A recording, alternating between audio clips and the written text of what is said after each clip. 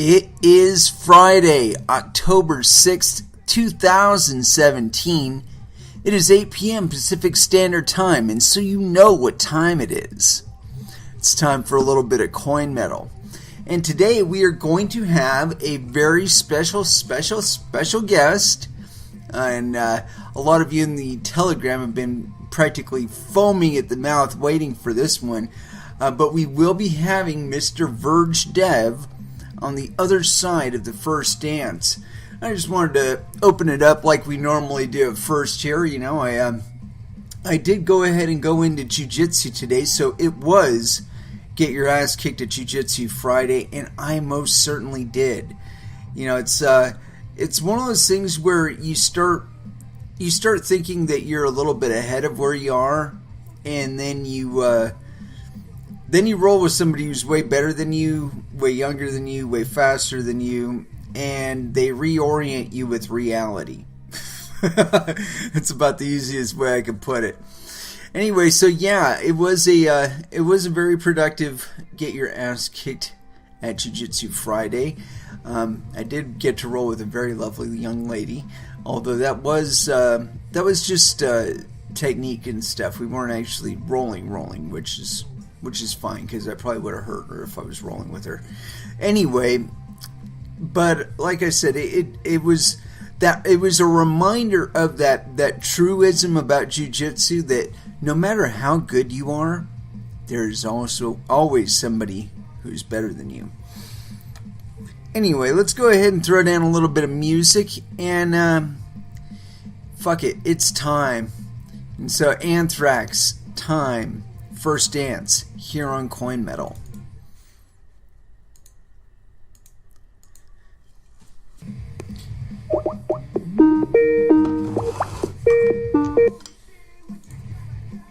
Yes, sir. What up? Give us some volume. Can you hear me? Speak loudly, sir. Can you hear me? I can hear you, but it seemed like we had a little broader feed before. It was a little bit light this time. Is that better? Yeah, that's a little better. Okay. I am terribly excited, sir. Nice. Yeah, me too. It's been a while. Fuck yeah, it has. So what have you been up to, man? Just working and playing catch up from the week of no power.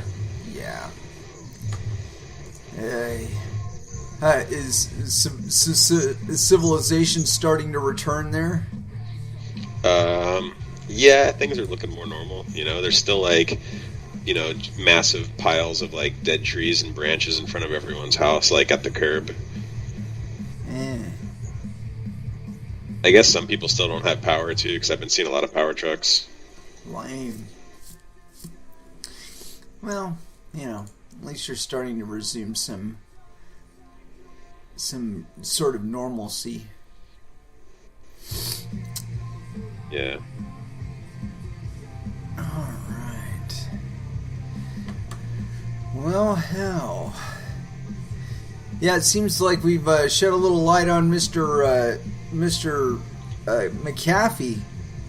You noticed that everybody else wanted to talk to him after we did?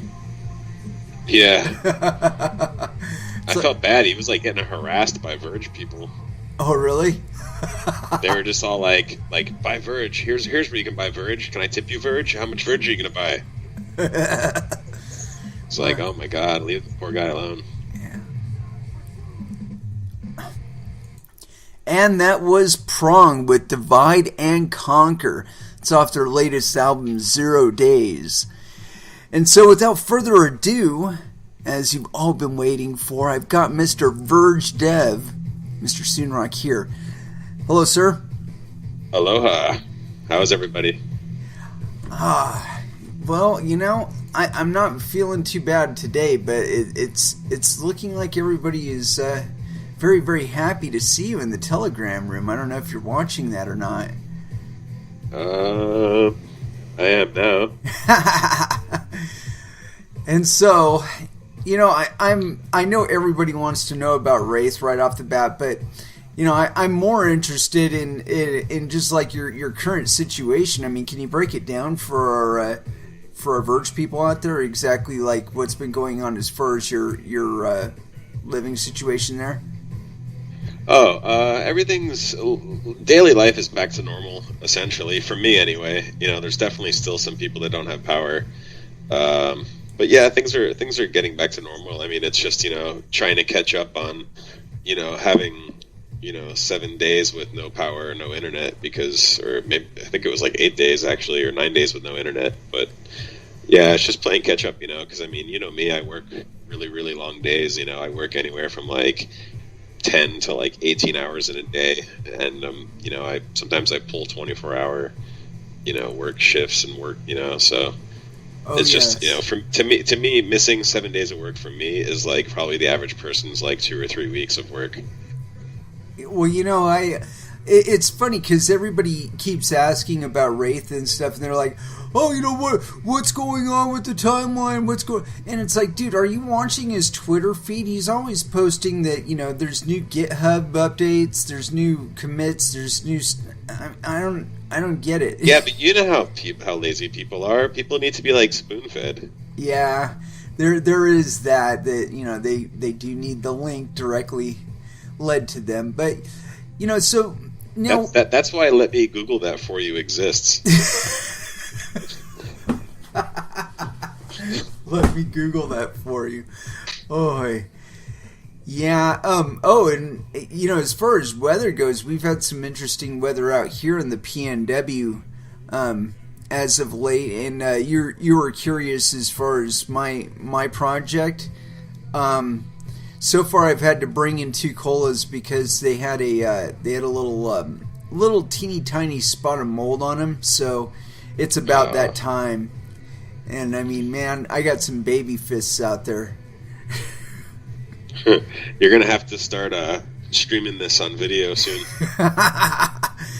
Yeah, I do intend to do a little peruse through, but honestly, this time of year, I've been so constrained for time between doing stuff for this, doing stuff online, doing 8 billion other freaking things that I gotta actually spend like 2 or 3 days out there just straightening up before I feel comfortable. Yeah, any of the like 2 or 3 things that you do is like a whole entire project in and of itself. You're still doing jiu-jitsu, right? Yeah, I am.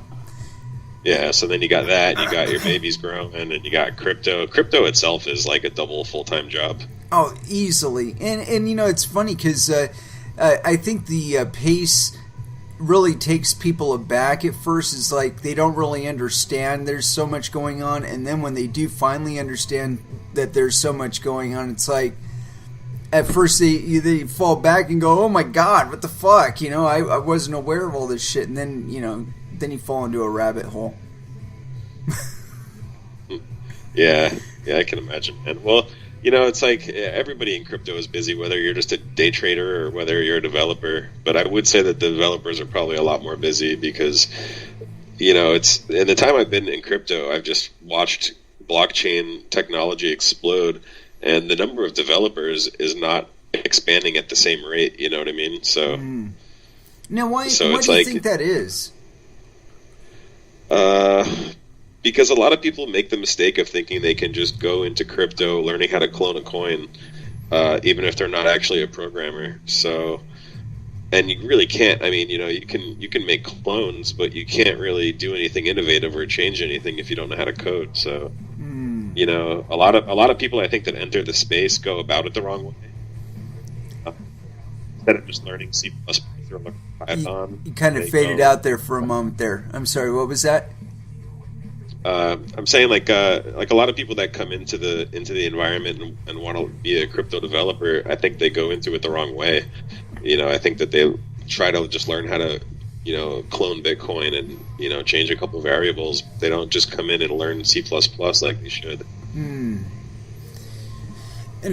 now, what I was talking about is like the actual volume of developers. You're not seeing that following along with the new number of users, is what you're saying, or?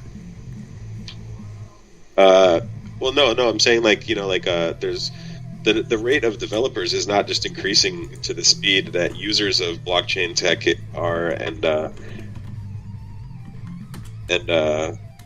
sorry, that the music. Can you turn the music down in the background? Sure. Sorry about that. There we That's go. cool. I think a lot of people are saying that they can't really hear me too well. Oh, my apologies. Anyway, continue. So I'm saying, the rate of crypto developers isn't expanding. Obviously, as the rate of people that want blockchain technology, and I think it's just because a lot of people come into the space thinking that they can just directly learn cryptocurrency code and not, overall have a knowledge of C++ or a knowledge of Python or any other main language.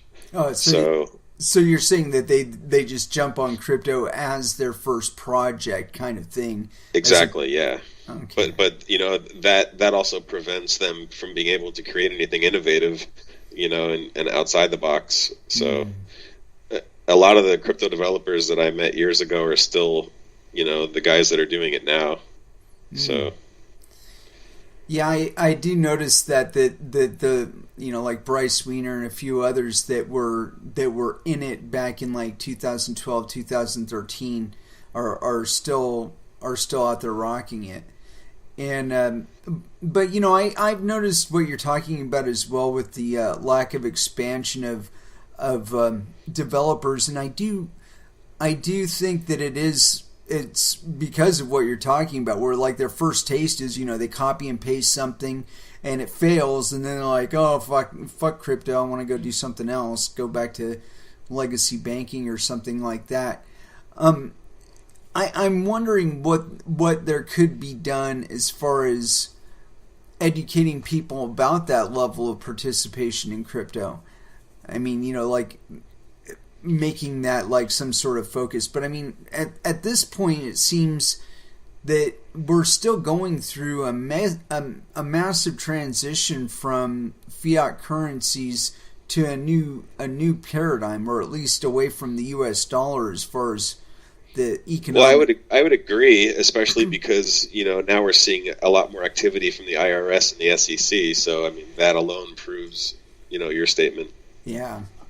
Well, I think that and China, their de-dollarization projects are. I mean, that's such a big red flag for anybody who knows anything about the fucking global finance and monetary system. I mean, it's like you're what? You're gonna try and get away from the petrodollar? Oh my goodness! I mean, that's a major restructuring, and so. Like the frenetic interest at this point, I think it's just that people are so desperate for a way out that they latch on to crypto just as some sort of speculative interest or a store of value or something of that sort. Well, that's the other thing though too is crypto is expanding at a rate that's both good and bad. I'm sure that you remember how the mentality of the people that were in it, 3 or 4 years ago versus the mentality now. Oh. Back then there was just people like us that, absolutely hated the banking system and, followed Satoshi's vision to a T and thought that was, revolutionary. But, unfortunately, I think that not a lot of people really, even give a shit about what Satoshi's vision was for cryptocurrencies. And so I think that, we have a problem where a lot of people just think that, they see on the news or they hear from people, oh, I made a ton of money on this cryptocurrency. So you have all these people that are just coming into crypto thinking that they're going to get rich in a week from $5, Yeah.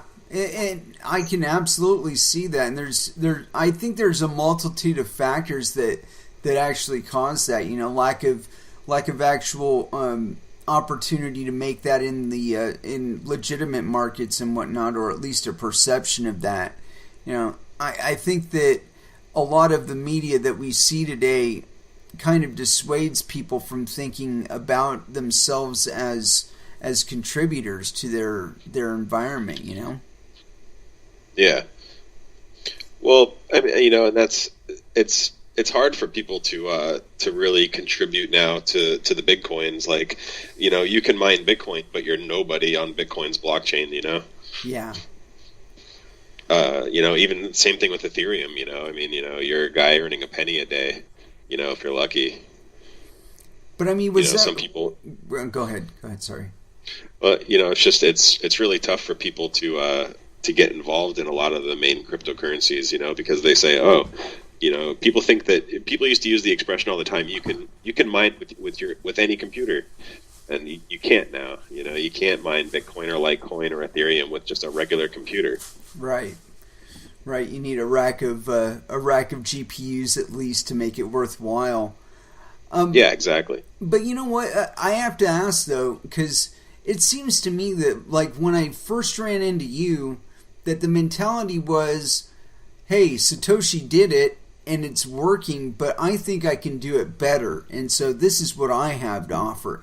And I'm not hearing as much of that kind of perspective on crypto, and I think that's kind of a little bit of the change that you were talking about earlier with regard to the mentality of people coming into crypto. Well, I think that's why it's important for people like us to remain stubborn, and whether some people are going to hate you for it and other people are going to, hopefully change their opinions. That's really why I'm as stubborn as I am, is I try to, stick to what I believe in, and, whether it's harsh or not or blunt or not. I mean, I just want people to understand what the goals are, what this is really all about. Like, a lot of people got really upset that they saw a bunch of tokens or securities got removed from certain exchanges lately. And it's like, what? Those people set out to be almost a fiat. They want to be a company. They want to have their crypto more like fiat. Mm-hmm. So, of course, they're going to get regulated. Absolutely.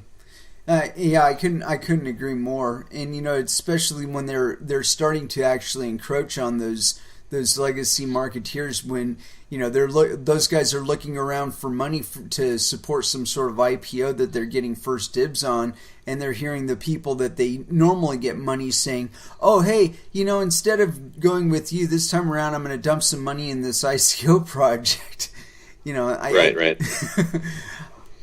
I don't know. I think that's at least part of the. Well, look at ETH. ETH now is not even really just a coin; it's just a platform for ICOs. Oh yeah, they're filling right in for like a Federal Reserve, and you just got to intertwine Ripple on that, and then you've got the entire basis for the GR Bufoo right there. Sorry, yeah. I know that's my running gag, but I mean.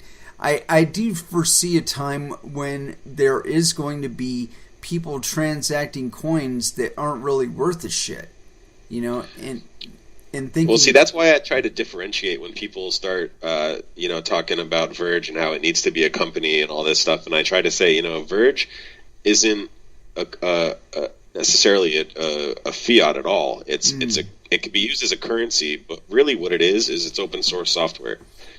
And it has the ability to be used as a currency. And so now, like with regard to Verge, what are you really trying to do with Wraith to set yourselves apart from other anonymous related coins? We're going to have the option now of sending transactions off ledger, even sending transactions off chain. So that, so we can do atomic swaps and stuff through decentralized exchanges. And obviously we're just going to keep improving our Tor and I2P, subversion capabilities, or abilities rather. Like the Android wallet's been an awesome ongoing project, but I think what a lot of people don't really understand is that like this is still a very, very early version of it.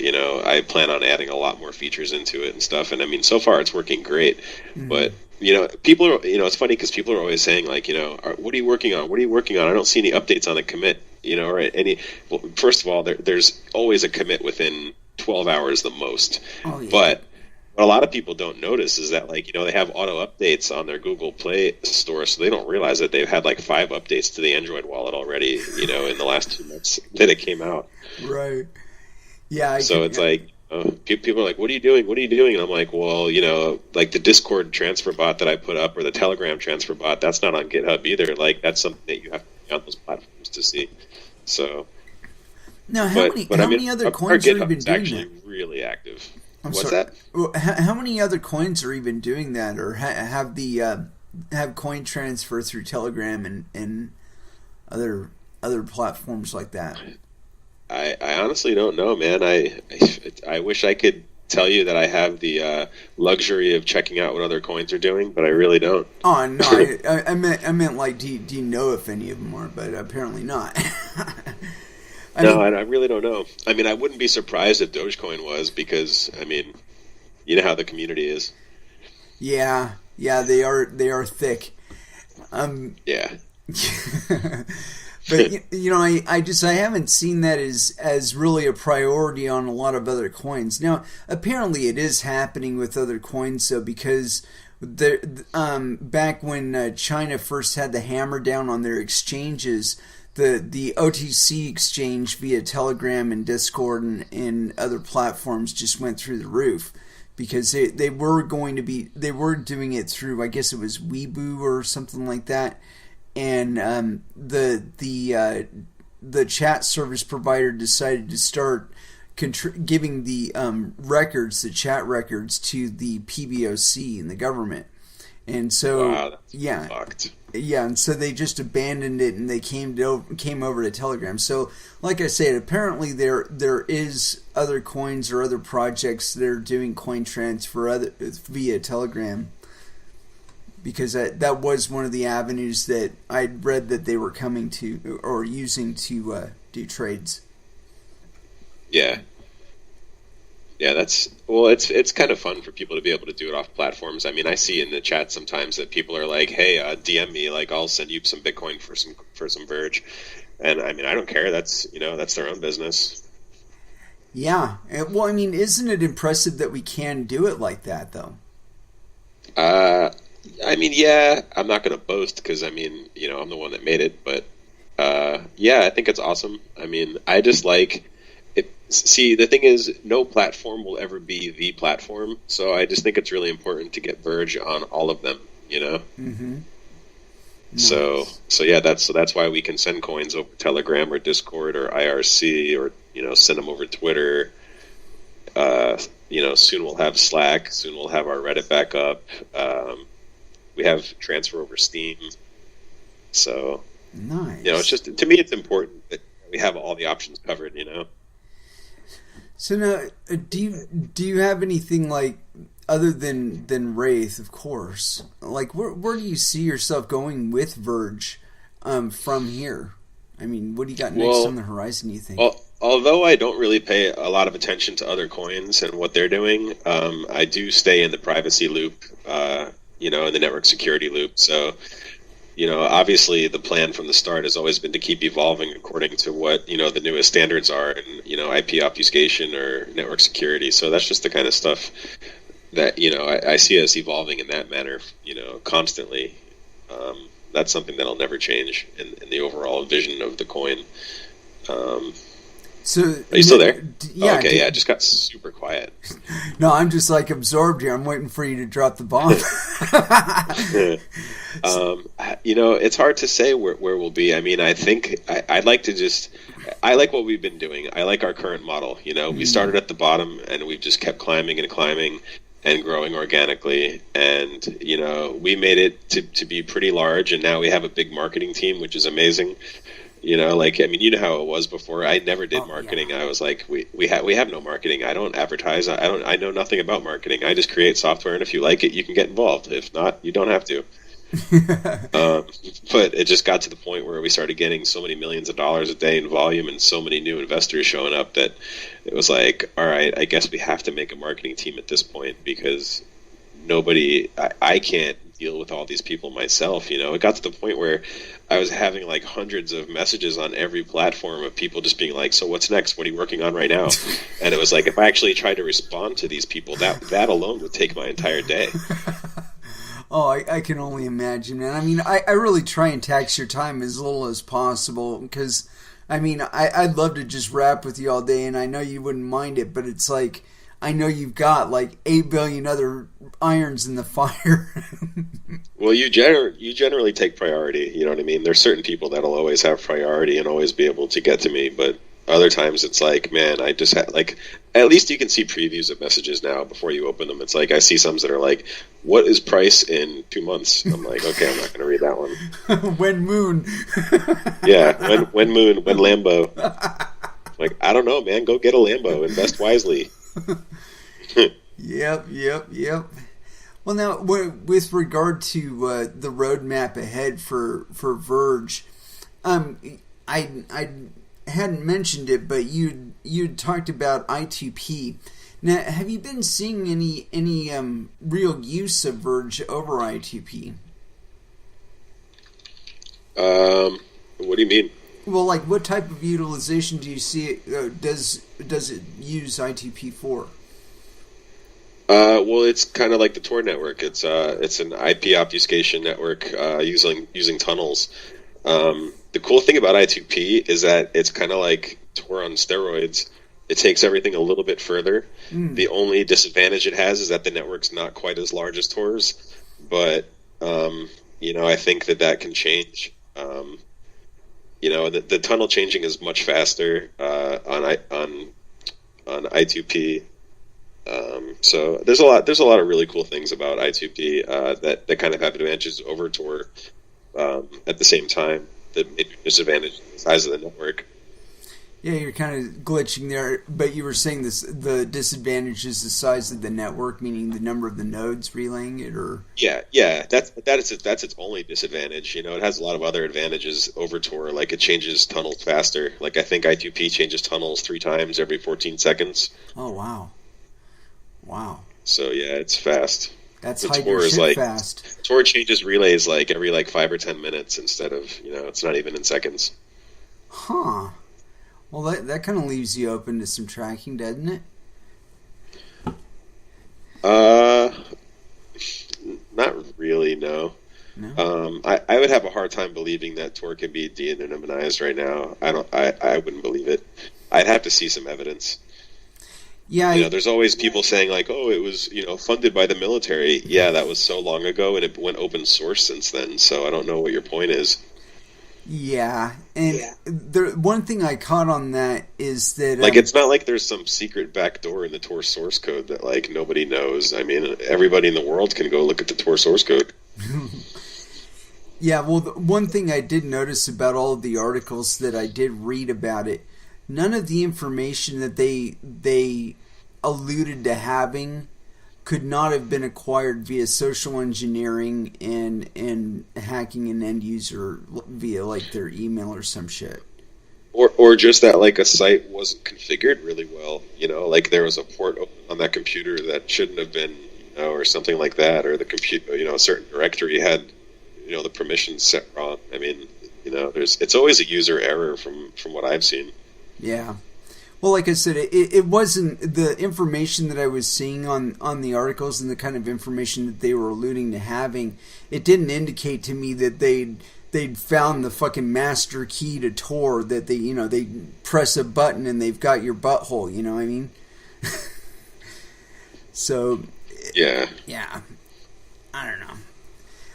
But like what I was asking there is like, what kind of uses are you seeing with Verge on I2P now, or have you been? Well, the nice thing about it is that traffic over it is encrypted, just like Tor. So, so right now, I mean, your information is already encrypted, on the chain, but then you're sending chain through encrypted tunnels. So, it definitely adds more obfuscation. Right. Well, and somebody was asking there if it would breach the Great Firewall of China. And do you have a little more than probably? Well, I mean, just like with Tor, there are certain people that know how to use it and other people that don't, so... China's a weird country, man, like I have servers in Hong Kong, but, I can't get servers anywhere else in China. Weird. But yeah, I mean, I don't know. It's a lot of people like to say that it's fascist of the Chinese government to filter their internet like that, but at the same time, the U.S. government does it. The entire continent of Europe, does it. So, it's just that they're more open about it. Right. Oh well, I think the Senate subcommittee hearings I'd seen just after 9/11. They were talking to a network guy, and he was describing how they were going to set up the surveillance setup, and the description for it was that it was meant to be monitoring traffic coming inbound from abroad, right? Well, right. He's like, well, we're in the wrong building for this. We're in the building for all of the traffic, for the domestic traffic for the entire western coast. Wow. And so it's like they were basically setting up to monitor, domestically as opposed to abroad, as indicated. It was kind of funny though that the indication was, they're intending to surveil us more as opposed to surveil people abroad, and that's kind of a cloak and dagger way of saying that we'll be under the Great Firewall of China, except within the United States. Yeah, I mean, we already are under a major firewall that filters everything we do, so it's just not really talked about. It's like the elephant in the room. Now, have you been following the issues with Bitcoin as far as like the Bitcoin SegWit 2x and all that business? I mean, I do sometimes. Like, I'm excited to see what happens in the fork. I haven't actually been following this. Unlike all the previous forks, I haven't been following the statistics this time to see like who's signaling for what. But I think the fork will go fine. Those guys know what they're doing. But I mean, do you think they'll actually follow through with it? I mean, I saw something on here on my Twitter saying, "Oh, they're not going to do it" or something like that. Man, you never know. There's just so much propaganda on both sides. Well, you know what? I looked up on CoinDance the other day just to do it, and it seems like about 93% of the miners out there are signaling intent to support SegWit 2x. Yeah, but who are the miners? They're giant warehouses filled with machines. Right. Those miners no longer represent people, so it's not like it's a democracy or anything. Yeah, I don't know. I wonder about that. Do you think there could ever be a migration back away from like ASICs? Or a releveling of the field? I mean, I can't imagine an algorithm that would be ASIC resistant. So, I mean, I guess the answer is no. Right. Well, now, what about where we're seeing private companies making their own chipsets and then mining with them, or at least saying that that's what they intend to do? I mean, you mean like an ICO says that? Well, no, I saw some company or whatever, some venture company was going to be making their own 7-nanometer chips and then mining with them. And I'm wondering how that sort of thing could affect mining in the future. I also saw something here about Fidelity is going to be mining Bitcoin and Ethereum, which is wow. Yeah, here it is. Why Fidelity is mining Bitcoin and Ethereum. That's on Fortune magazine, so I don't know. Yeah, that's pretty wild. And so, go ahead. Well, I mean, at the same time, it's pretty obvious from Bitcoin's long-term chart that Bitcoin does nothing but go up. Well, now I really tax that point on this show. I talk about it being just a function of Bitcoin's relationship to the Federal Reserve note, meaning that the release of Bitcoin is deterministic. The release of the Federal Reserve note is arbitrary, and so as they increase the volume that they print, the inflation offsets the value of Bitcoin, and so it's probably the best measuring stick of fiat inflation ever invented by man. Yeah, that's true. I mean, it's definitely directly affected by the U.S. dollar, and definitely not the other way around. Yeah. And so now, with regard to crypto in general, I mean, you've been around quite a while. I mean, where do you think we're going to be going in the next year or so? I mean, hundreds of more coins. All the prices of everything currently will probably be double or triple than what it is now. It's just going to keep expanding. But I mean, are you seeing? I'm just hoping that we eventually go through a phase where CoinMarketCap doesn't have 1,600 currencies and they have 500. Just maybe less.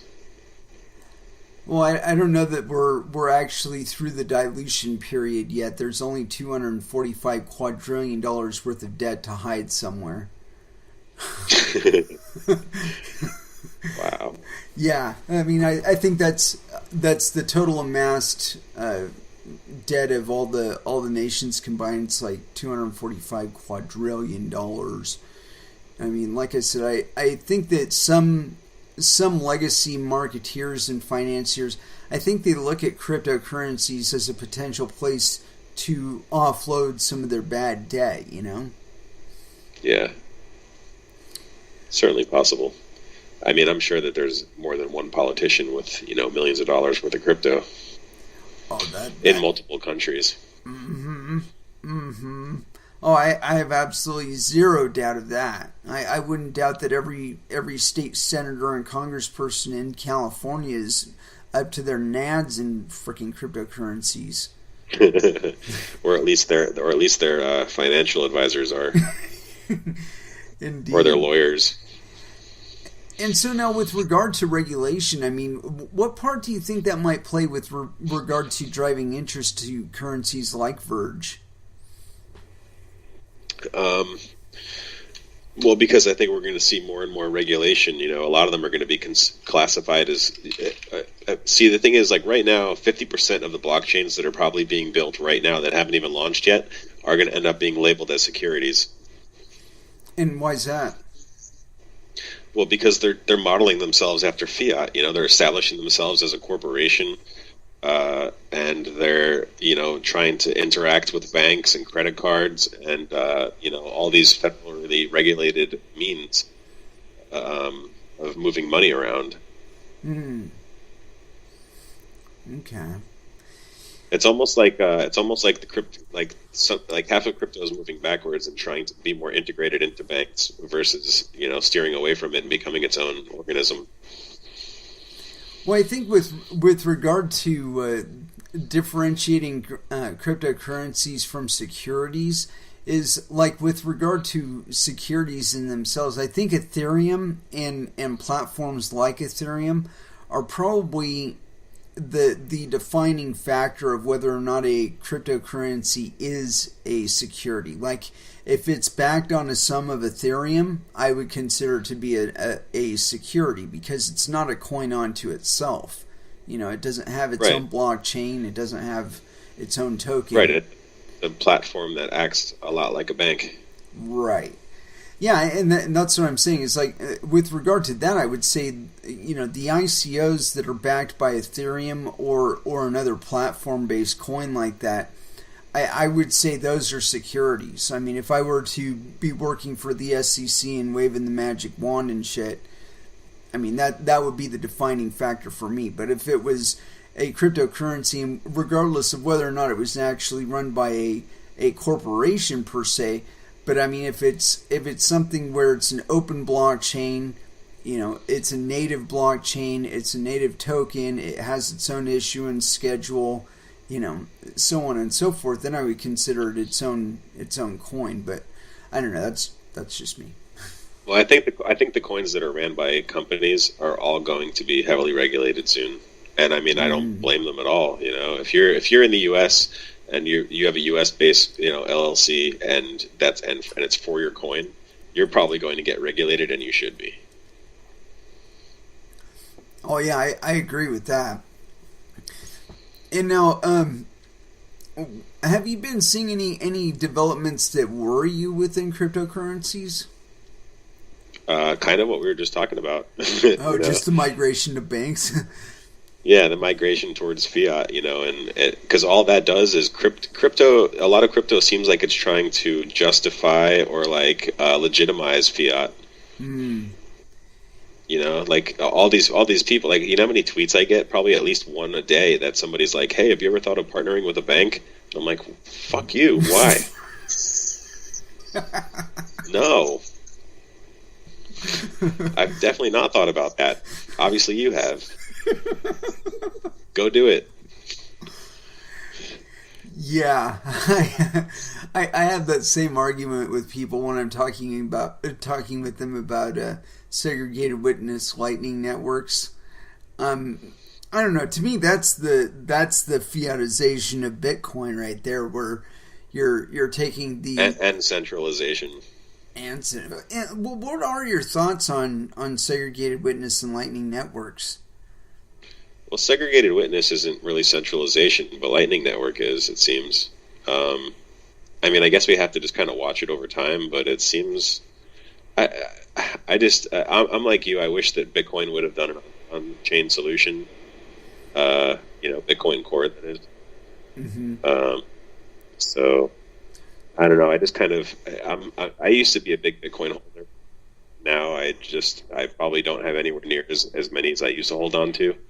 Every once in a while I day trade it, but I don't hoard them anymore just because to me it's just, I don't know, it's going against everything that it was supposed to be. And now I feel like, maybe it could be starting to become a bubble.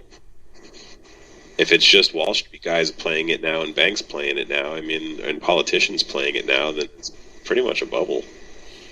Well, I think if we start to segregate the individual users, by constituencies like that, bankers and whatnot, I think that's where we lose the advantage of Bitcoin. Is that I consider Bitcoin, and this is again just me, to be kind of like a playing field leveler, where it's like Jamie Dimon gets wrecked just like the rest of us. And yeah. and because these are global markets, we're all subject to the same kind of pressures and whatnot. And even if we do have just a little bit of information that other people don't have, there's always going to be somebody that has additional information that you don't have. Yeah. Well, insiders, sure. Indeed. Well, there's insiders in every industry. I mean, how do you have one without it? I don't think you do. I don't think you can have an industry without insiders. Whether it's one or a group of 12 or the top 100, there's always insiders. Yeah, and it's funny because the SEC regulations and also the state regulations that I've been reading on this show, they all seem to be focused on trying to limit those participants that can be insiders or act as insiders to a really limited number of people. And recently the Edgar system, which is the fucking repository of all of those records, had been hacked for like 18 months before the SEC bothered to do anything about it or bothered to notify anybody of it. Could have been an inside job. I would place that as a 100% certainty. As a matter of fact, I've stipulated on the show that it was probably a proxy for either like a Goldman Sachs or JP Morgan Chase or one of these guys who was acting from the inside. I mean, that's, we see it in a lot of, different fields, people doing things to promote their own, benefits, police instigating in protests to get a bigger budget for their department. I'm sure that there's a lot of examples of that stuff. Indeed. And so, what do you think of the efforts to create what do you call those things, derivatives like that we see in legacy markets for cryptocurrencies like Bitcoin and whatnot? What do I see? What? Oh, what do you think of the like the Winklevi twins and their derivative or their ETF? The move to create Bitcoin ETFs and derivatives. What do you think about that? Well, it depends on what aspect. From an American capitalist point of view, it's brilliant because they want to be able to net a ton of Bitcoin, new Bitcoin investors off of Wall Street and do it legally. Of course, from that aspect, it's brilliant. From a crypto standpoint, I think it's kind of strange because it's like, you have one half of the industry on that end, trying to delegitimize Bitcoin, and then you have the other half, like these guys that are trying to legitimize it, but it's only for financial gain, of course. I mean, it's not like, they have a belief in cryptocurrencies revolutionizing things and getting rid of banks. Yeah, I agree with that. Well, the one thing I've always found odd about it is that derivatives are meant to offset lags and latencies in the market. They're meant to act as, how should I say, proxies for like gold and silver and whatnot, because the mining season for those is a limited period of time during the year. It's like they don't mine in Alaska all year round. They've got about 3 months to do it. And so in order to keep trading gold 12 months a year, you got to have a derivative that you can act as that you can utilize as currency for it, because you can't just trade the gold itself around. That's too heavy, And so that's what utilization derivatives have. But the thing is that because they're representations, they don't always match up with the actual amount of gold that's pulled out of the ground. Sometimes it's more, sometimes it's less, and that creates a little bit of dynamism just in the paper market, right? But in crypto, though, we're on deterministic release cycles. So there is no latency. There is no lag. It's 30 seconds from now there's going to be another reward. I mean, with regard to Verge. Yeah. Well, I kind of like that Verge doesn't really fit the typical mold for a crypto coin these days. Indeed, and so, we've been seeing a little bit of questioning about Wraith. Would you please discuss some of the Wraith protocol? So I'm not going to talk too much about it, but I'll say that I started to push pieces of it to GitHub today. Okay. And it's going to have a lot more anonymity aspects to it, stealth transactions. We've got the atomic swap capability now. A new cosmetic makeover. And then we're going to have some other things integrated. I don't want to give away too much about it because it's the white paper, the software. I'm sorry, you were kind of skipping there. What was that? So we're gonna be releasing the white paper and the protocol itself at the same time. So that'll answer a lot of people's questions about it. But yeah, it's going really well. I already started pushing little bits of it today. And so people will be able to check the notes for it up on the GitHub repository? Yeah, there's a branch that I made probably about a week ago or so called Wraith Protocol. You can click that and see what's been added today. And then, if you keep your eyes on it, you'll see what else gets added tonight and tomorrow. Nice. Oh, so you do have additional material you intend to be uploading soon? Oh, absolutely, yeah. I haven't even really started yet. I have a couple of pretty big pieces that I need to add over tonight and tomorrow. Good stuff. And the next day. And so for as far as like the status of these releases, are they just like beta level or? Oh Oh no, these are all final. Like, I test them before I push them to GitHub. Oh, cool. Yeah, like just because you don't see something on GitHub doesn't mean it doesn't exist on my computer at home. Uh-huh. So that's how you stay so far ahead of the game. You don't even tell us about it. Got a couple Linux machines here in my office that I'm constantly playing with. Nice. Now, so when I add stuff and make sure it works, then I push it to the GitHub, and I've been trying to keep people on the edge of their seat waiting for Wraith to come out. So it's definitely working. I mean, people are going absolutely bonkers about it. And when you say people, I mean, have you actually been having people testing it and stuff? Oh yeah, I'm not the only one testing it. Yeah. I've always got a couple of people around that are like, willing to test stuff. Sometimes I'll even pop in our Telegram channel, and be like, hey, who here wants to help me do something? A couple of people raise their hand, or same thing with Discord. So nice. Yeah, the community for Verge is awesome, man. They are really becoming a cult-like army, and it's interesting. Now, how would you contrast the community for Verge as far as like its development over time versus a lot of other coins out there?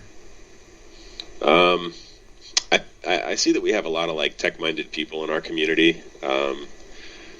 And probably more gray hats than white hats that would be in a lot of other communities. And I don't know, it's kind of fun because a lot of the people in the community aren't afraid to express themselves and talk about their own interests. So it's a very laid back, but also can get pretty wild pretty fast kind of community. Yeah, we keep it. It's Casual Friday every day in our chat rooms. Yeah, the standard uniform is the Hawaiian shirt. Yeah, exactly. And you have to have sunglasses that cover your whole face. Indeed. And that's one thing that I don't think has changed as the community has drifted from like IRC over to Telegram and Discord.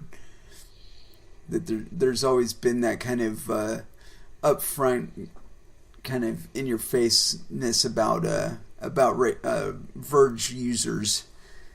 Yeah, I would definitely say that one characteristic that everyone has in common in the Verge community is everybody's very blunt. Indeed. So some people appreciate that, others don't. And there's a lot of people that are sarcastic, which a lot of people can't really appreciate, but. Well, if you can hang out long enough for the self-effacing remark after that, then usually you stay in. But I have seen a lot of people like that where they come in, they see the attitude when they ask a silly question. Somebody gives them a smart ass remark or something like that, and they're kind of put off by it. But if they hang out just long enough for us to be like, hey man, everybody goes through that. You just got to go do this. Then then it's all cool, and they're a regular Verge people. Yeah. I try to help people out. Like, I mean, I still get a lot of PMs from people, with technical support stuff, and I do always try to answer them. Just because one thing that I don't like is when I see somebody, if I happen to be watching one of the chat rooms and I see somebody ask a support question and nobody helps them. And I'm like, oh, like, fuck, man, there's like thousands of you in here and none of you are fucking going to help this person that has such an easy issue. Yeah. Well, I do try and moderate when I can. I do appreciate having been given the ban hammer, because there's been a few times that I've needed it and not had it. Yeah. Well, you're an OG, so of course I trust you. Well, I try not to do anything to abuse that privilege. I certainly do appreciate it. Yeah. For sure. Hey man, I gotta run pretty soon. It's getting late here where I'm at. I gotta eat something.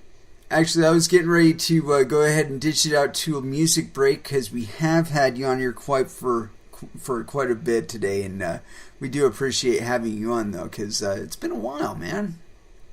Yeah, it has. Well, you know, I always come on your show anytime you ask me, though. So you just got to ask me more often if you want me on more often. Absolutely. Well, we'll most certainly be doing that, sir. Well, then, thank you very much again for coming on, and we'll let you get back to it, all right? Yep. Also, for those of you looking for an exact release date for Wraith, all I'm going to tell you is watch the GitHub. You'll see when it gets merged into the master branch, and that'll be your release date. Could be any time. All right. Don't sleep. Don't sleep. Good deal, man. All right. Well, thank you very much, Soonrock, and you have an excellent evening, man. You too, man. I'll talk to you soon. All right. Later on. Take care. You too. And that was Mr. Soonrock, the developer, the man, the myth, the legend behind Vergecurrency. And as advertised, we are going to go ahead and jump back into some music for a moment before we get into articles and all that business. Man, I love having him on here. He's very, very knowledgeable, and I wish that the rest of life wasn't so freaking up in the air at this moment, because then I'd be a little more together as far as what to ask the man, because I always have things that I'm like thinking, man, I want to talk to Verge Dev about this, and see if we can do that, And, of course, I have him on, and, it's one of those things where you go completely blank, Anywho, again, as advertised, let's go ahead and throw back down into some music, and as far as what to play, fuck it. I've been delaying this. I've been putting it off. I haven't been playing it despite the fact that I want to. The Beautiful People by Marilyn Manson here on Coin Metal.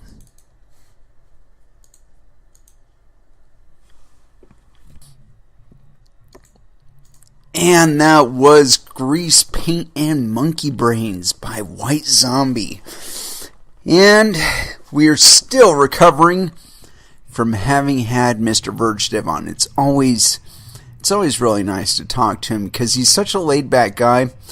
And unfortunately, we couldn't be even more informative concerning the Wraith protocol. However, Mr. Verge Dev was very explicit in indicating to us that we must be watching the GitHub repository, because there's always stuff being uploaded to that, man. I mean, I always see Twitter notifications for it.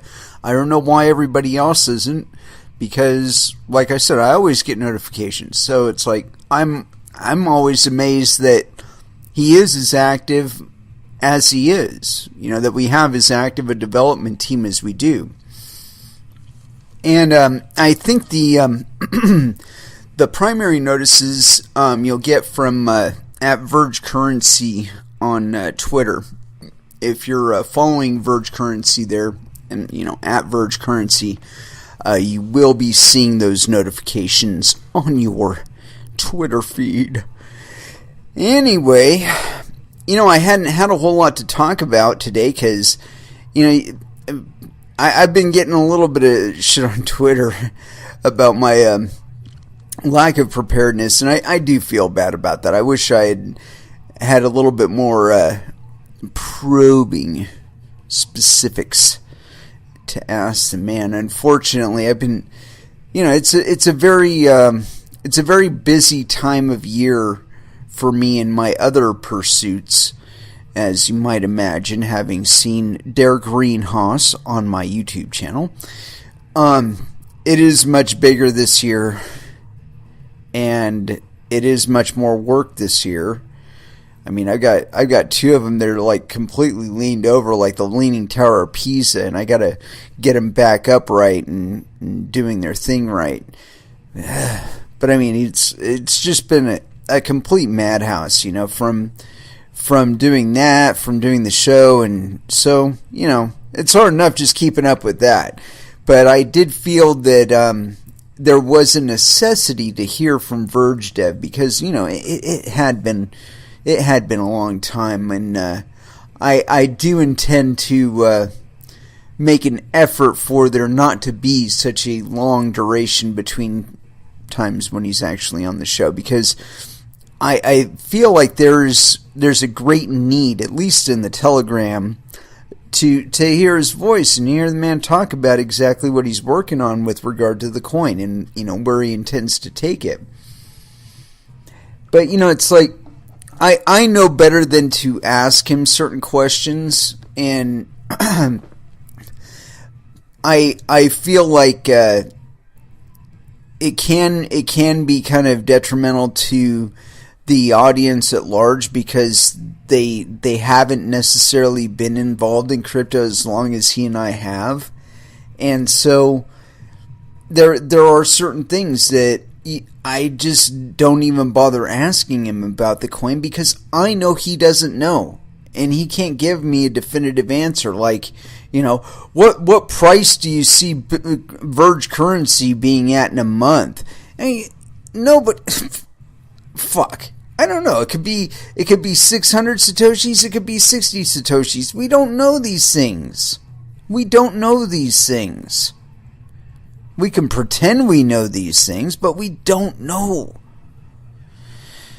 And giving you a specific answer, or even a hope that we do have such an answer, it's not good. It's like we were talking about insider information. You know what? There is no such thing as insider information in crypto. There just isn't. If you're watching the coin's blockchain, if you can check it, if you do check it, and you're seeing the kind of network activity that's going on, there's no real insider information. There's information that you knew to look for. There's information that other people informed you was important. But there is no insider information in crypto. If it's not very publicly transparent, it's probably not a very good project. Verge Dev, he only holds back on stuff he knows you're not prepared to hear about yet, or that is not ready for you to hear about yet, And he's the kind of guy that when it's released, it's solid. You heard him here on the show telling you straight out. He's tested it. Other people have tested it. It's a solid project by the time he puts it through to the GitHub. And, that's a really good reassurance to me. Especially in this space that, there are people that, he's not trying to bump the fucking coin on tech upgrades. Those things are supposed to organically appeal to you or not appeal to you or whatever. Or help you make your decision as to whether or not you want to invest in Verge or you want to transact in Verge. We covered a lot of the metrics tonight. We talked about it. 30-second interval. That's what, 20 times faster than Bitcoin? Fuck yeah. I want that. Especially with them and their fucking... I swear, man, the last Bitcoin transaction that I did really pissed me off. It took 2 forevers. I got fucked on the exchange rate. I got fucked on the transaction fee. All of these things. If I'd have done this transaction in Verge, it would have been way cheaper, number one. It would have been way quicker, number two. And I wouldn't have got completely fucking hosed on the exchange rate. Because as volatile as Verge is, it's not so volatile that I'm going to completely lose my ass if it floats a Satoshi or two. And it's not a very fast moving coin. There are points, and you can look at the chart where it's completely shot up. Somebody bought half the book and shit. But those moments are relatively rare. If you bother to swap that chart out to the 1 day chart, the 24-hour interval chart, you'll see that Verge has had these huge spikes and then lulls. But you always see that the lows are always higher than the previous high. So, like, you see where it shoots up to 220 and then back down, right? Like, the where it comes back down to is so far above where it started at, to that climb to 220, that, there's all kinds of value that was still left in the book. People were still hodling. I was among them. And then it shot back up again. And that's just the natural progression of this coin. And it's because I've heard people fucking call it a scam coin. I'm like, dude, we've been around fucking longer than Ethereum. Give me a fucking break, scam coin. Scam coin is in, pump and dump out. That's a fucking scam coin.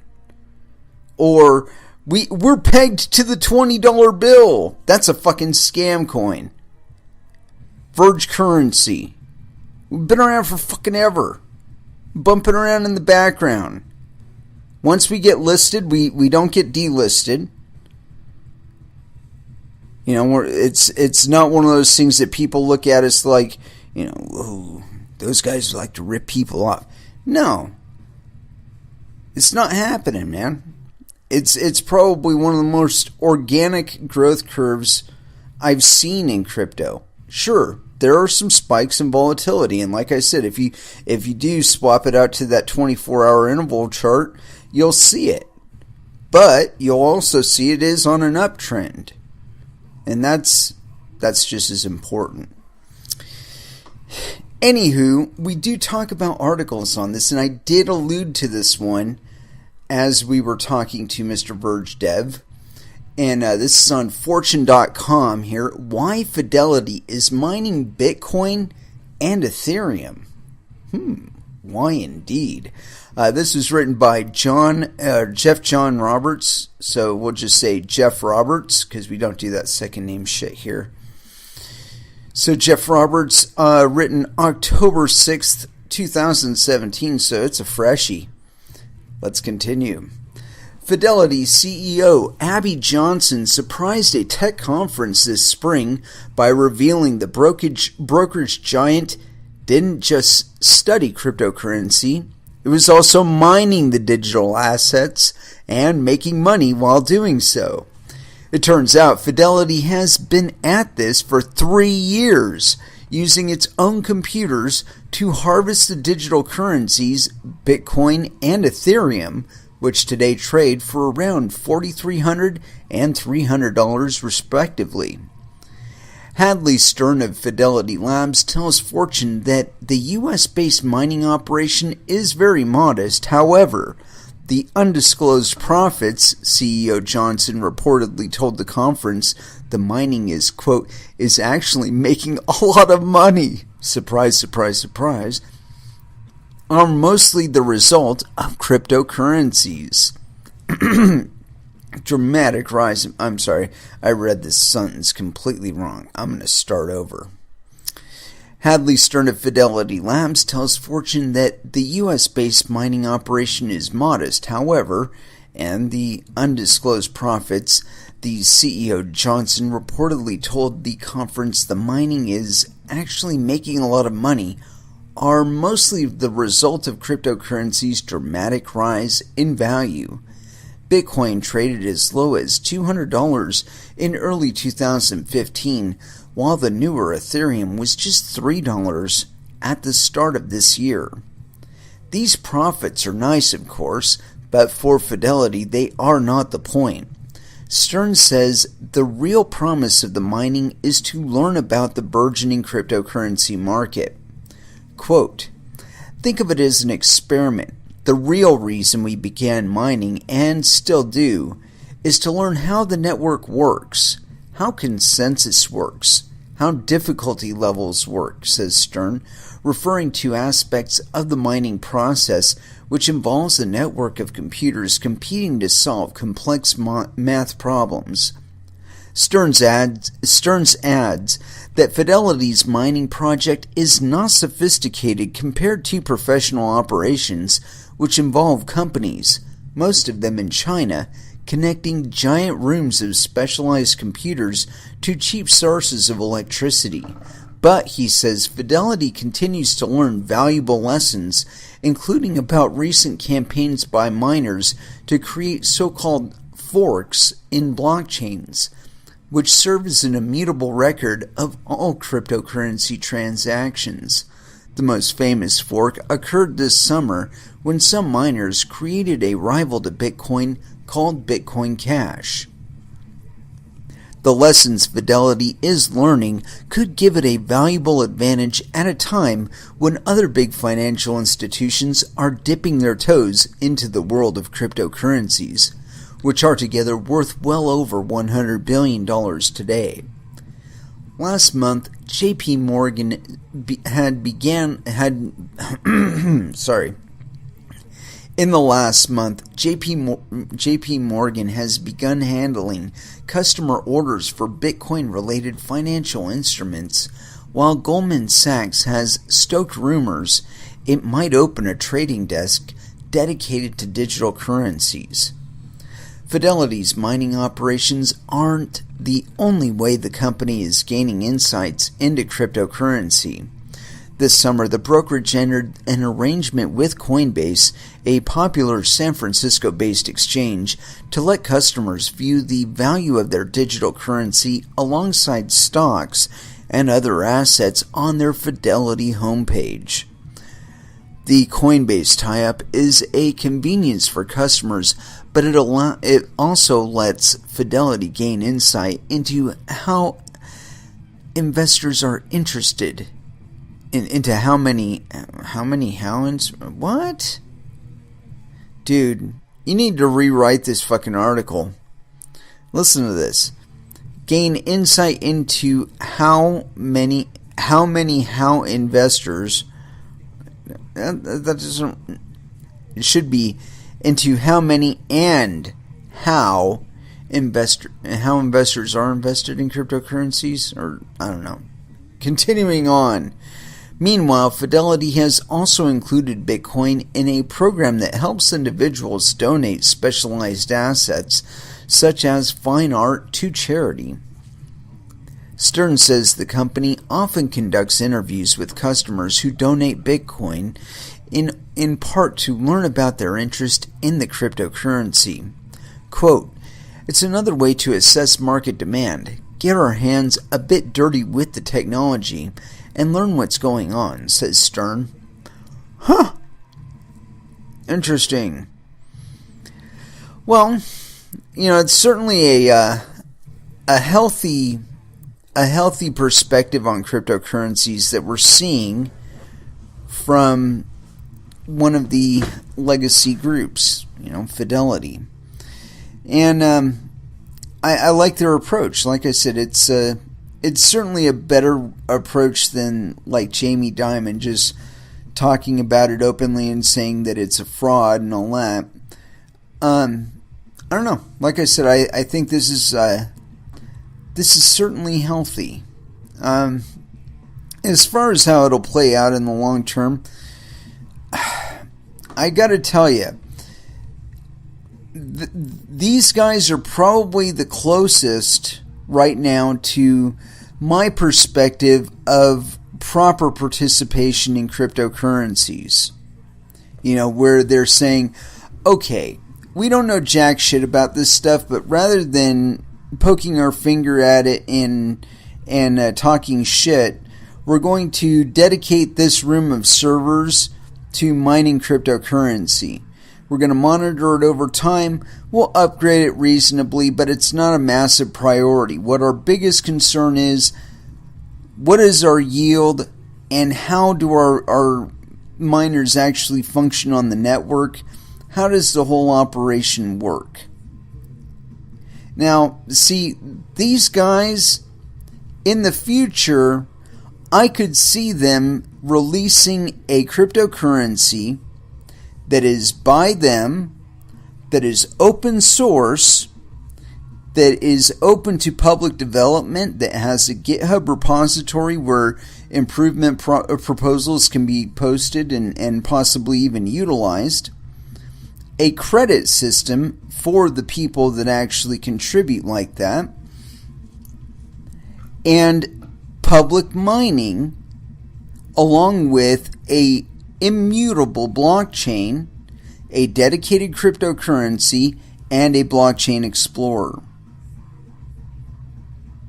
And what makes me say that is they are participating right now according to the interest cycle of the average person that started back in the beginning, where you dedicated some piece of shit CPU to mining cryptocurrencies just to see if you could do it.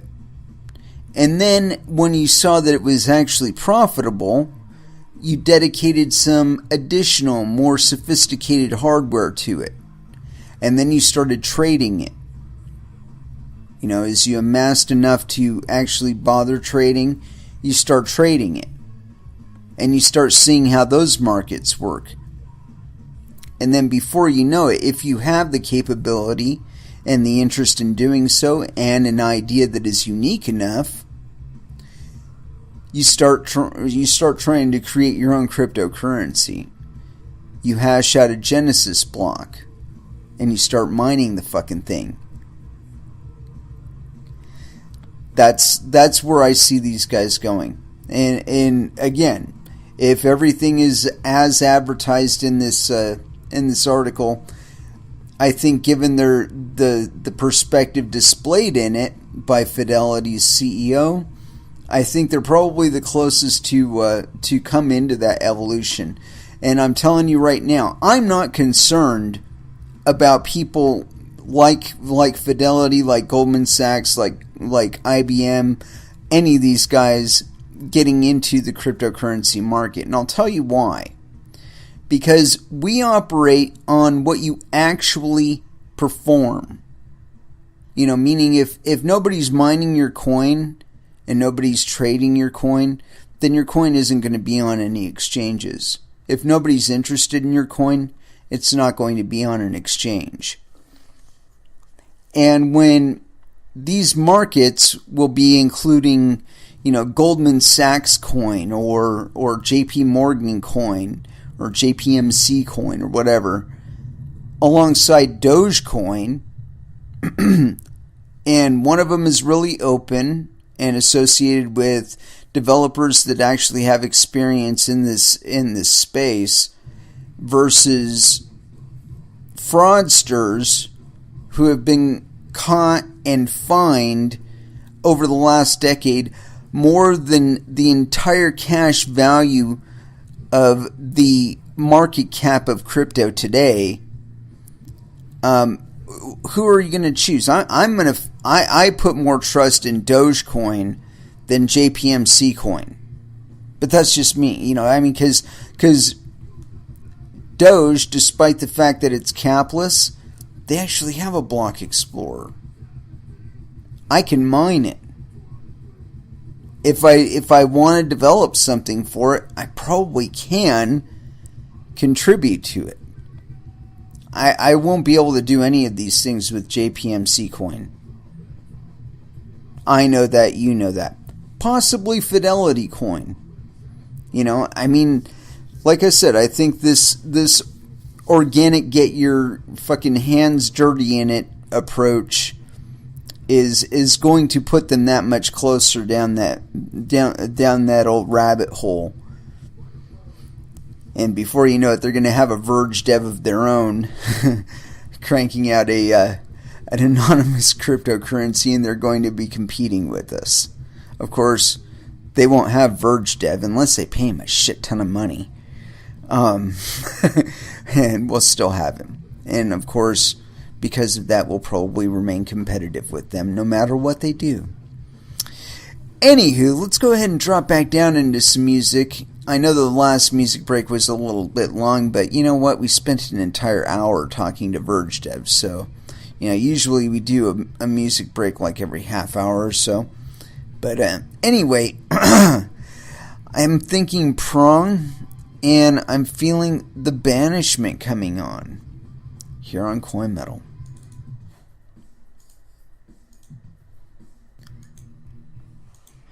And that was Slayer with War Ensemble. And I didn't want to run too much music. I don't want to like pollute you guys too much with that tonight. Anyway, we do have other articles though, and I think it's kind of interesting that that there is more interest now in cryptocurrencies from the legacy markets and market participants. And I don't think the timing is a coincidence, though. I really don't. I think it has a lot to do with Segregated Witness Lightning Network, and I think that getting Segregated Witness and being able to open up Bitcoin to all those neat little quote-unquote scaling options that were just so important that nobody's fucking doing them now. What, 2 months later now? Now, after the extortion on August the 1st, I thought that thing was so fucking hilarious. And I keep seeing, I think it's Charlie Lee talking about Segregated Witness 2X. And he's always saying shit about, there's no consensus. You know, it doesn't have the consensus. And it's like, dude, where was your concern about consensus back in August? You know, you weren't all interested in consensus back when Segregated Witness was the issue. You were just interested in getting Segregated Witness in. That's all that you talked about was, everything will be wonderful once we get Segregated Witness in. Everything will be peachy keen once we get Segregated Witness in. There's 7% of fucking transactions out there right now that are fucking Segregated Witness. That's it. Or that's what it was the other day. And I bet that was a peak measurement. That it was like, if you looked at the chart, it was fumbling around 4%. And then there was a peak at 7%. And then it went back down to about 4%. There's so much bullshit going on with regard to the advertising on that. And there always has been. And any time there is such a disconnect between reality and the impression they're trying to give of reality, that always indicates to me that somebody is trying to hide something. If they're trying to hide something, why are they trying to hide it?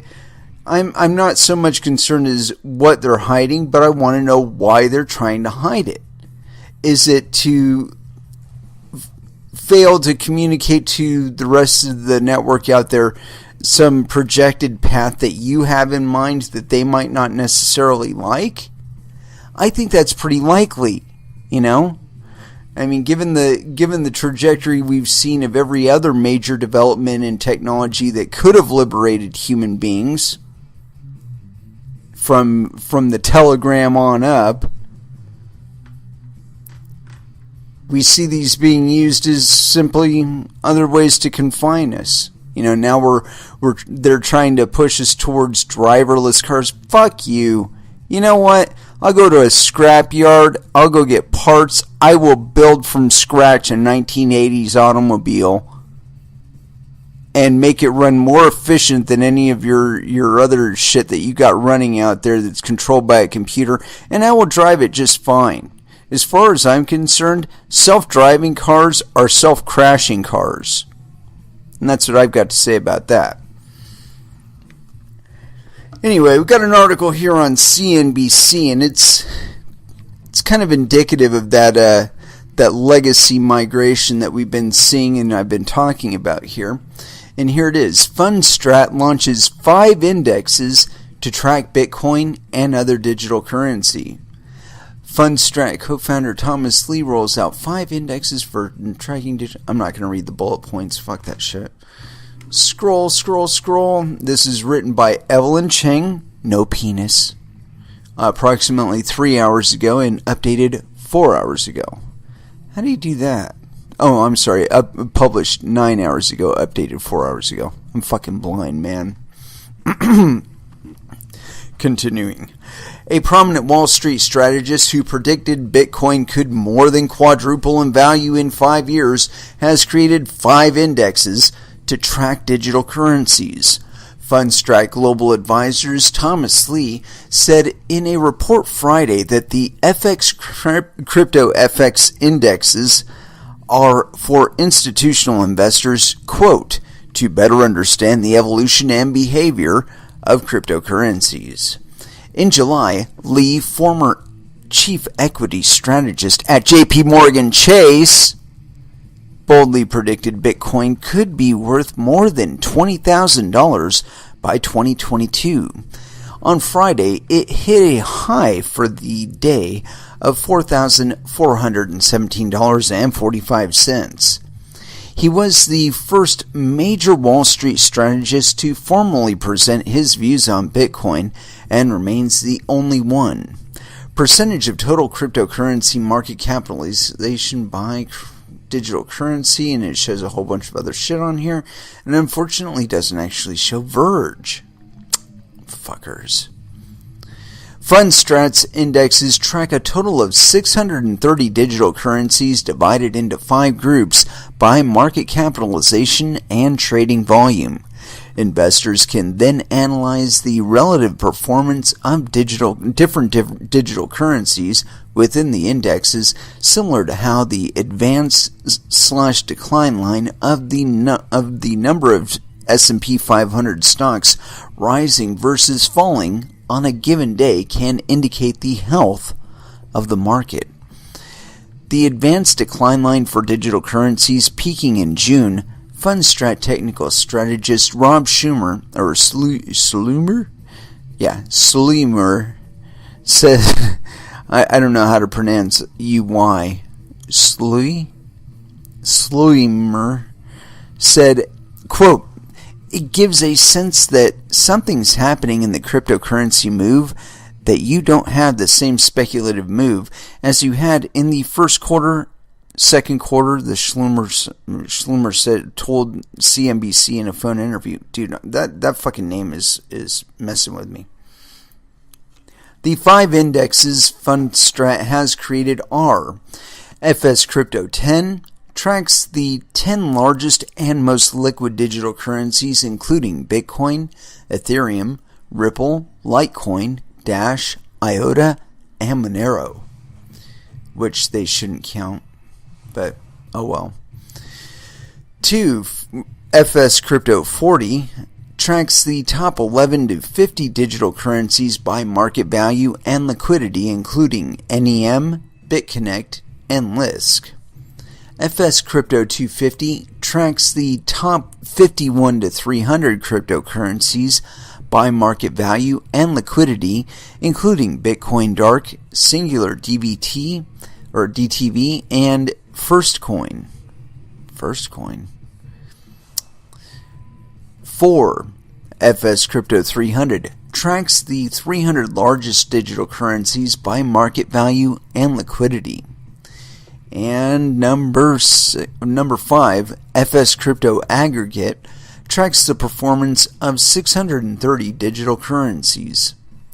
Fundstrat said it uses a proprietary algorithm to determine the weighting of each coin in an index, which is reconstituted every quarter.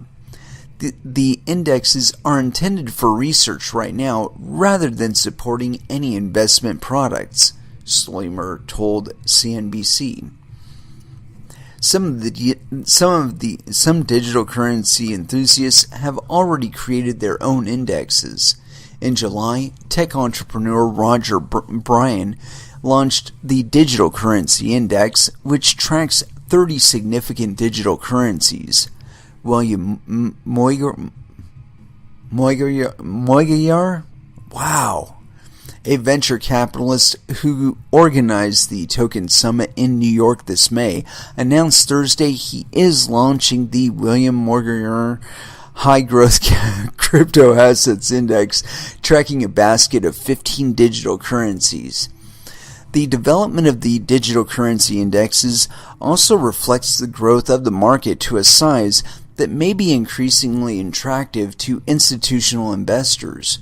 Fundstrat's Lee said in the report, he pointed out daily trading volume in the 10 largest digital currencies is, quote, surprisingly high, $3.5 billion.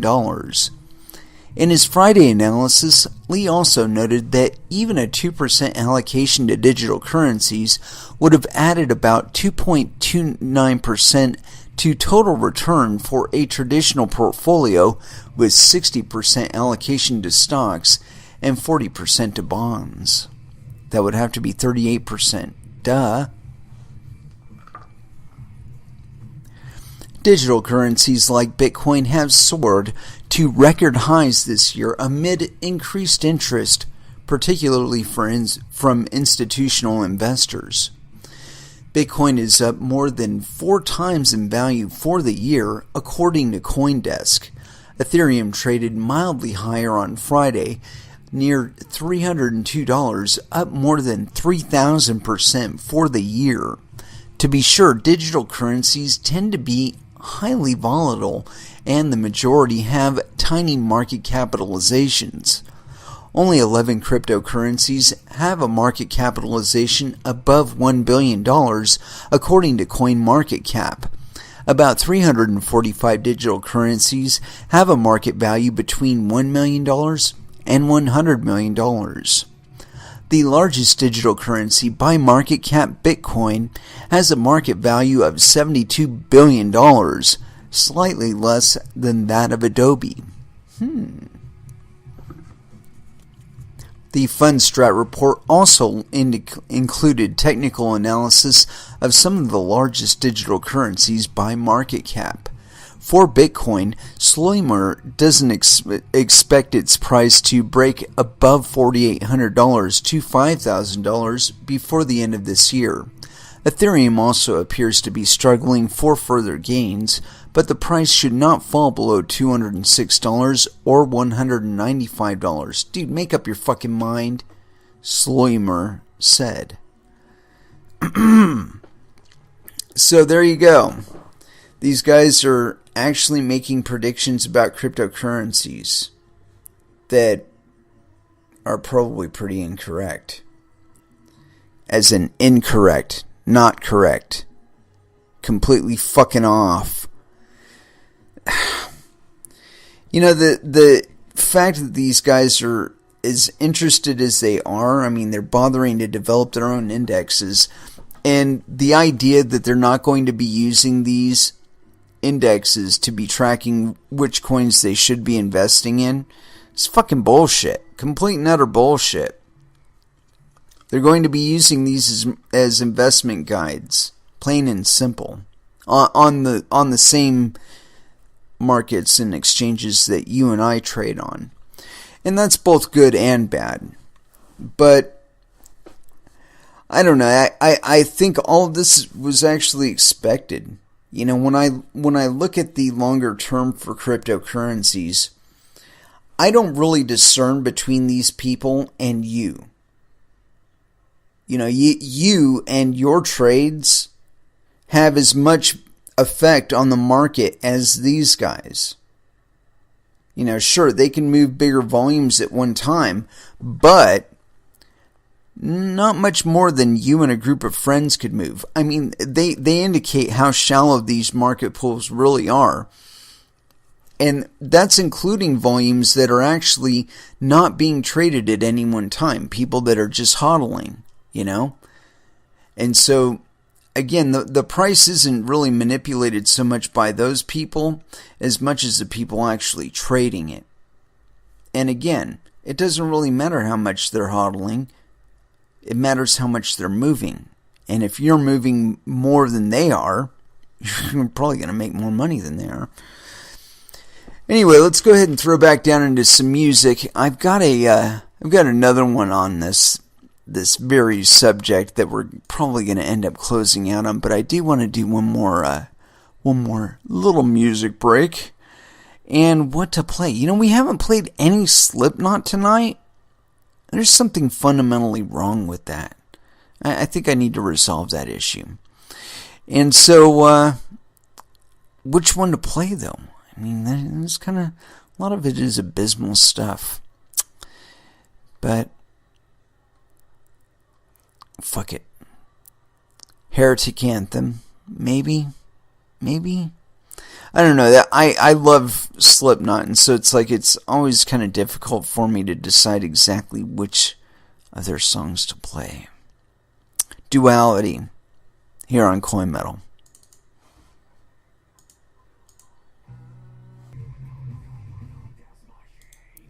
And that was Static X with Machine.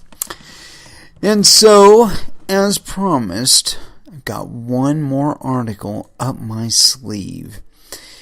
And I had to do a little bit of hunting to find it, but I was successful nonetheless. Anyway, this one is on the Business Insider, and it's written by Frank Chaparro, clearly Penis. October 3rd, 2017, 3:08 p.m. So it's a teeny tiny bit old, but it goes along with our theme. So here we go. Lloyd Blankfein says he's still studying Bitcoin. People were also skeptical when paper money displaced gold. Goldman Sachs CEO Lloyd Blankfein has Bitcoin on his mind a day after reports broke that his firm was considering setting up a Bitcoin trading operation. The billionaire banker tweeted on Tuesday that he wasn't completely sure about his stance on the red-hot cryptocurrency. Blankfein said he's still thinking about Bitcoin, and he was not flat out endorsing or denouncing the digital currency. Here's the full tweet. Still thinking about Bitcoin. No conclusion. Not endorsing/rejecting. Know that folks also were skeptical when paper money displaced gold. And that's got a hell of a lot of likes on it. On Monday, the Wall Street Journal reported that Goldman Sachs is in the very early stages of potentially setting up a Bitcoin trading operation. Quote, in response to client interest in digital currencies, we are exploring how best to serve them in this space, a Goldman spokesperson told the Journal. If Goldman follows through, it will be the first blue-chip financial services firm to break into the cryptocurrency market, which this year has exploded in value by more than 720% to $145 billion. Recently, a string of top Wall Streeters have weighed in on Bitcoin, which is up 350% this year, and the broader cryptocurrency market. It all started when JP Morgan CEO Jamie Dimon called Bitcoin a fraud and said it was, quote, worse than tulip bulbs in the 1600s. Then Morgan Stanley CEO James Gorman took a more moderate position on Bitcoin, saying it was more than just a fad.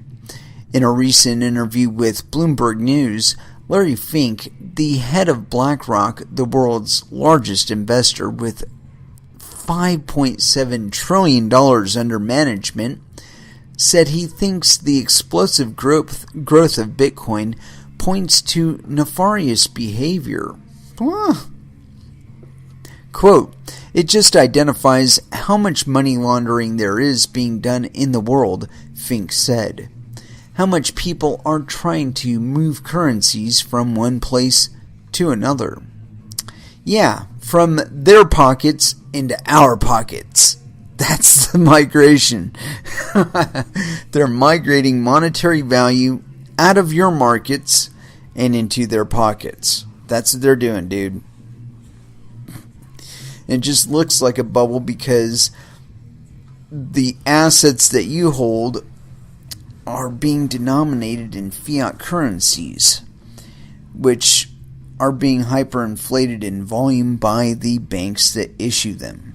It's about as plain as I can make it for you. I mean, people, I don't know if it's that everybody knows this and doesn't bother to say anything, or everybody's so fascinated by the price increase that they don't make this connection, or I don't get it. I really don't. I mean, I think that one of the biggest problems in legacy markets is that there have been derivatives created to be able to transact them. As we were talking about earlier with Verge Dev, things like ETFs and whatnot, they're meant to compensate for natural lags in supply in a market. Like we were saying with regard to gold, the areas where it's being mined heavily these days have a season involved. Like in Africa, where they're mining gold, there are periods of the year that are entirely too rainy to venture mining any gold. Up in Alaska, there's about like 3 months out of the year where they have enough sunlight and whatnot to operate under. And where things are warm enough to operate. The fucking permafrost has to melt before you can even dig. But, that being said, this creates little dips in the supply in the market, So instead of watching gold shoot through the fucking roof because of lack of available supply on the market, they trade paper gold, and that evens it out. And I don't know if that's good or bad. I think it's bad, really. Because it distorts the market, and it puts the how should I say this? It puts the faith and hope in the market in the wrong hands. It puts it into the issuers of the gold certificates, as opposed to the people that are actually extracting the gold out of the ground, who should be getting the full value out of the whole operation here. But that being said, what we've seen in the legacy markets is that these certificates have taken over as gold, as silver. And the problems this creates is that gold and silver, among other commodities, are bellwethers for fiat inflation. We've been able to look at them during the market cycle and say, oh, look, this is where the Federal Reserve printed up, $17 billion, and it threw off the value of the existing notes by that percentage against the known reserves of gold.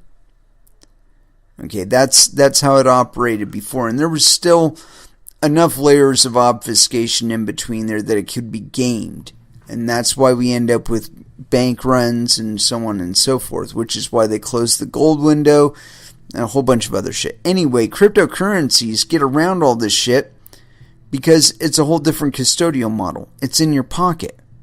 You don't have to dream about it. You don't have to wonder about it. You know how much you have, and you know how many more there will be created in the next 10 minutes, at least with regard to Bitcoin. And that kind of certainty eliminates the need for a transient certificate to be able to exchange between one another. The only utilization then becomes one of market deception. And I think that's that's basically what we're looking at with regard to ETFs.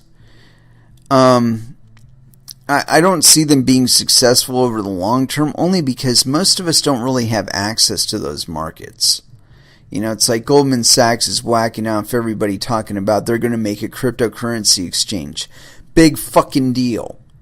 If I can't pass through your qualification metrics to get in and be a member on your exchange and trade on your exchange, it's absolutely worthless to me.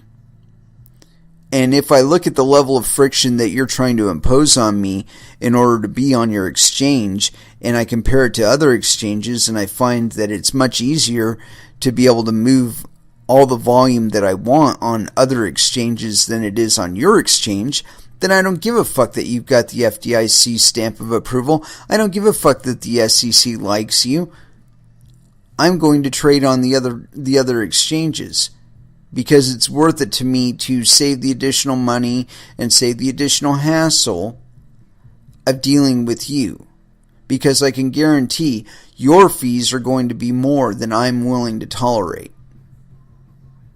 And it's going to be more only because you are a hyper-regulated entity, and you have to offset those costs somewhere. and you're going to be looking to unload them on me. And I'm not willing to pay that. Mostly because I don't like the way that you've done business in the markets that you've had available to you. So I have very, very little faith that you will operate with any more transparency or honesty in cryptocurrency markets. You know, there's more than enough fuckery afoot out there as is. You know, it's like I mentioned before on when Monero came up on that what is it? The coin tracking that we were talking about earlier. I just got hacked the other day, where I got injected with that fucking coin hive. Pretty much, ironically enough, while we were talking about it. I don't know if it was that I picked it up from a website that was attached to it, or I was pretty sure it was actually attached to my Mozilla upgrade, which is why I did a PSA on it. I could be wrong about that. You know, I entertain that possibility on this show because I know deep down I'm a cosmic schmuck just like you. And so, you know, I don't know everything, but it seemed like it was something directly related to my upgrade of Mozilla. Anyway, it was kind of ironic, where it basically took control of my machine and was mining Monero. So, I mean, really, if they're drawing CPU cycles onto their network or if they're having CPU cycles dedicated to their network that are being stolen from people, I think that's kind of shysty. You know, and I've said this before. I'm sure that they have some way of tracking the traffic on their network and being able to tell legitimate miners from, you know, miners on a botnet. Although there's enough of that going on other networks, I'm sure that they could really give a fuck. All we can do is try and keep abreast of the security apparatuses that are out there that allow us to circumvent these issues, and, you know, try and stay up on our own CompSec. Anyway, we're going to go ahead and close this episode out. It has been a pleasure, and I really want to thank you all for tuning in. It's nice to see that we had a really, really good size audience today. And like I said before, I do intend to have Verge Dev on here a little bit more than once every other year.